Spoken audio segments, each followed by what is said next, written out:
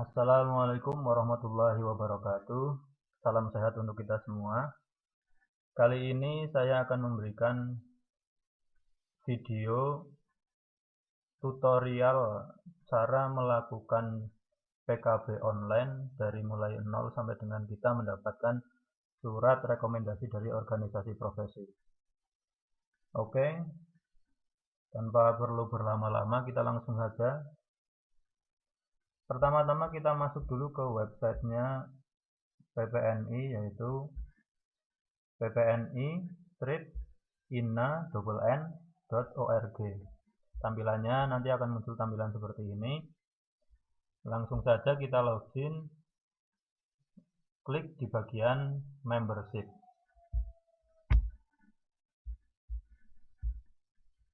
Setelah itu kita masuk ke bagian login box. Di sini ada username, ada password, kita masukkan aja username-nya.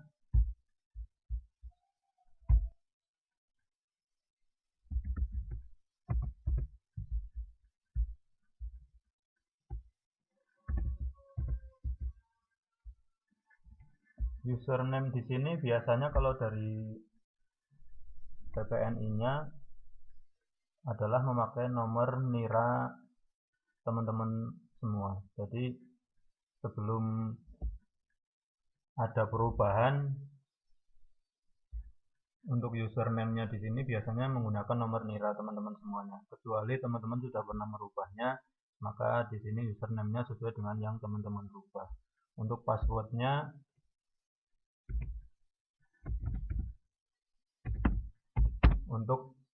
untuk anggota yang lama itu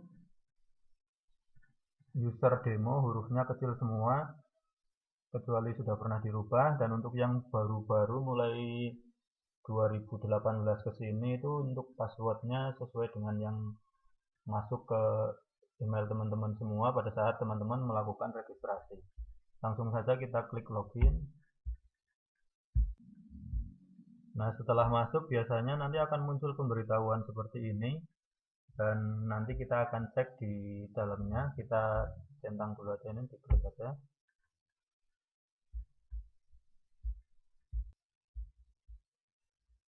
Nah, setelah kita masuk ke bagian privat areanya, di sini muncul ada pengaturan akun, data pribadi, terus PKB, patuh etik, dan data virtual account. Nanti kita akan cek satu-satu. Jadi sebelum kita melakukan PKB, sebaiknya kita cek dulu beberapa hal, karena banyak teman-teman semua masih mengosongi di bagian ini, di data pribadinya. Jadi nanti kita cek semuanya. Mulai dari pertama kita cek dulu di bagian pengaturan akun.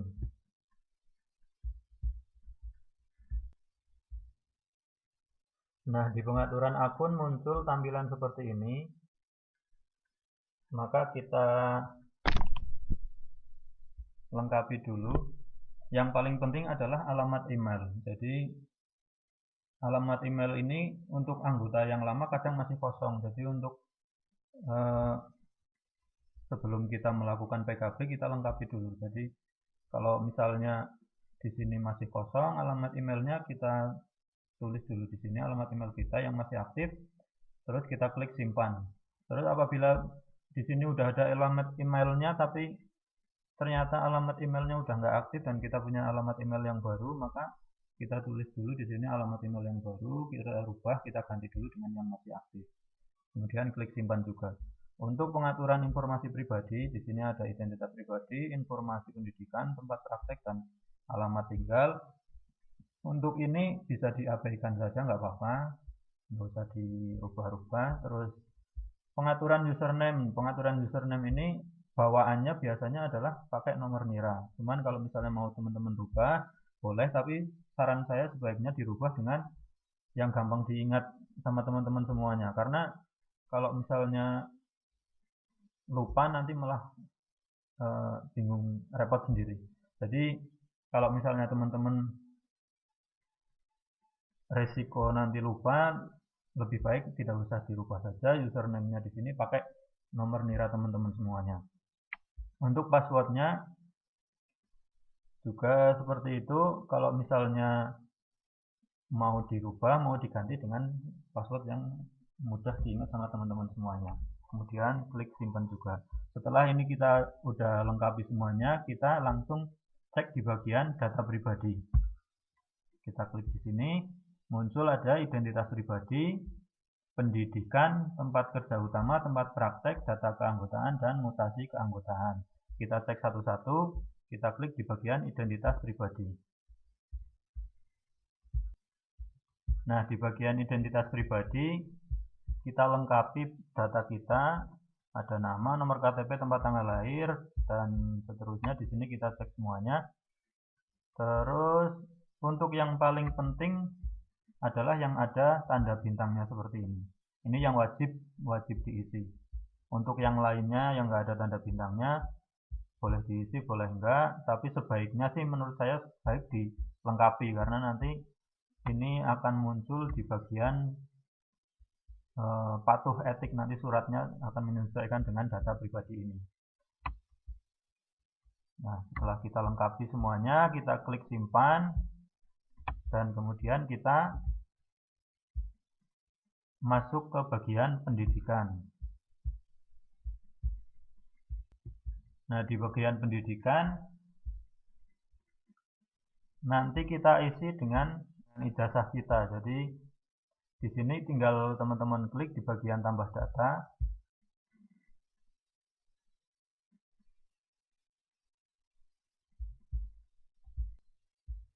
Nah, setelah kita klik di bagian tambah data, muncul tampilan seperti ini. Kita isi di bagian sini universitas atau institusi pendidikannya, diisi di sini. Terus gelar atau pangkat tinggal kita pilih, di sini ada pilihannya. Peminatan jika ada, kalau nggak ada dikosongi nggak apa-apa. Terus peminatan 2 juga dikosongi nggak apa-apa kalau nggak ada. Kalau ada diisi. Periode mulai, jadi kita mulai kuliah di sini bulan apa, tahun berapa. Terus periode selesai bulan apa, tahun berapa, kita isi di sini. Nanti kita tinggal pilih. Terus nomor ijazah kita tuliskan di sini. Upload ijazah. Nah, di sini kita scan ijazah kita, terus kita upload di sini. Jenis filenya bisa JPG, GIF, PDF, atau dengan ukuran maksimal 150 KB. Terus penulisan nama file disarankan tidak terlalu panjang dan tidak menggunakan karakter. Jadi nama filenya yang simpel saja, misalnya ijazah, ya tinggal namanya saja ijazah gitu aja.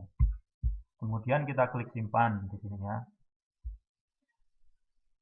Terus setelah kita simpan di bagian pendidikan, kita masuk ke bagian tempat kerja utama.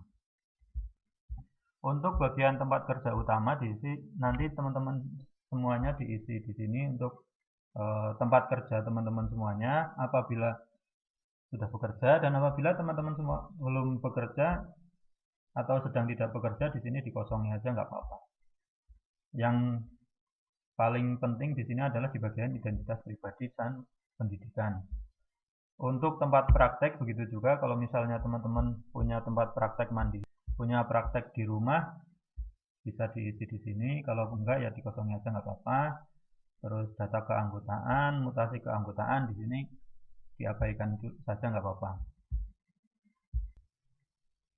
Kemudian setelah di bagian data pribadi ini sudah selesai kita isi, kita masuk ke bagian PKB.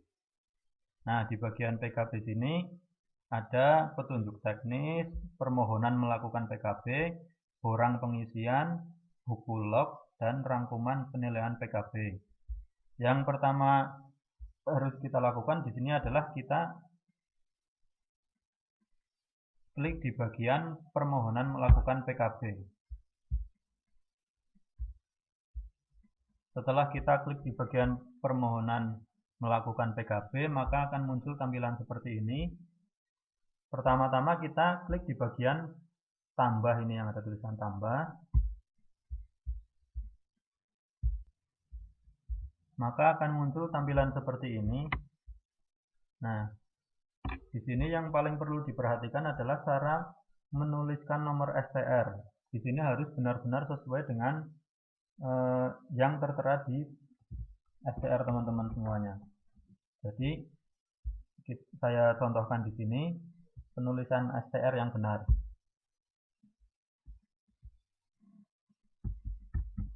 14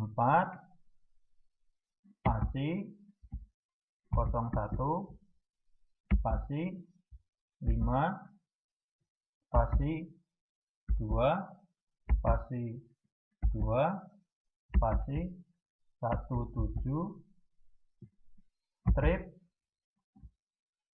147 1089. Untuk namanya di sini sudah muncul karena sudah sesuai dengan yang ada di data pribadi. Terus tanggal lulus disesuaikan dengan yang ada di ijazah.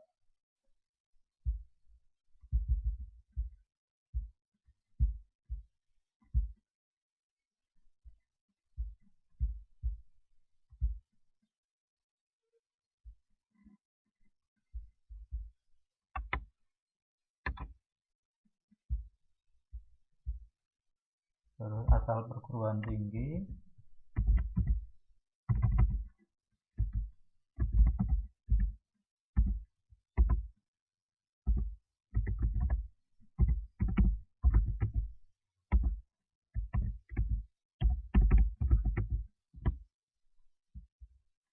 terus untuk upload STR di sini boleh diupload boleh enggak karena enggak ada tanda bintangnya, jadi yang wajib kita perhatikan yang ada tanda bintangnya.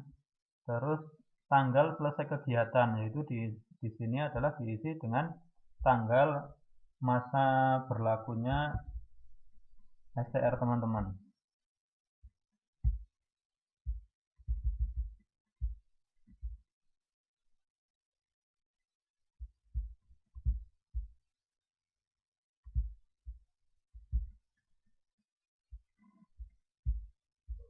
Nah, setelah kita isi, kemudian kita klik simpan. Nah, setelah kita simpan, maka akan muncul tampilan seperti ini. Jadi di sini udah ada tertera nomor STR-nya, terus tanggal mulai kegiatan ini berarti mulai STR-nya berlaku, terus ini tanggal berakhir, tanggal masa berlakunya berakhir STR teman-teman semuanya. Nah, kenapa tadi saya bilang di sini untuk penulisan STR harus sama persis dengan yang ada di STR, baik itu angka-angkanya dan spasinya, karena kalau nanti di sini tidak sesuai, maka nanti tidak akan di ACC untuk dapat surat rekomendasi dari organisasi profesinya, itu nanti akan ditolak, jadi nggak akan turun. Oleh sebab itu harus diperhatikan di sini harus benar-benar sesuai dengan yang tertera di STR teman-teman semuanya. Untuk selanjutnya di bagian PKB yang lain ada petunjuk teknis, di sini boleh teman-teman klik, boleh dibaca. Terus untuk borang pengisian, buku log dan rangkuman PKB nanti kita lewati dulu aja. Selanjutnya kita masuk ke bagian patuh etik. Nah, di bagian patuh etik di sini teman-teman download surat pernyataan mematuhi kode etik perawatan Indonesia. Di sini teman-teman tinggal klik aja download. Surat pernyataannya tampilannya seperti ini. Di sini udah ada nama, tempat tanggal lahir, NIRA, asal perguruan tinggi, komisariat, alamat, semuanya udah lengkap. Tinggal teman-teman print, kemudian teman-teman tanda tangani dengan materai 10.000.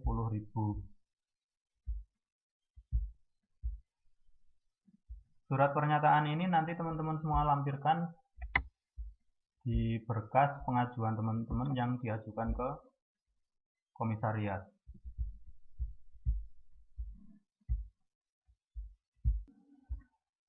Selanjutnya kita masuk ke data virtual account. Di data virtual account ini adalah di sini catatan iuran keanggotaan teman-teman semuanya. Jadi Di sini kalau teman-teman semua sudah membayar iuran, otomatis di status pembayaran di sini sudah tercentang hijau seperti ini. Keterangannya yaitu kalau sudah tercentang hijau yaitu sudah dibayar.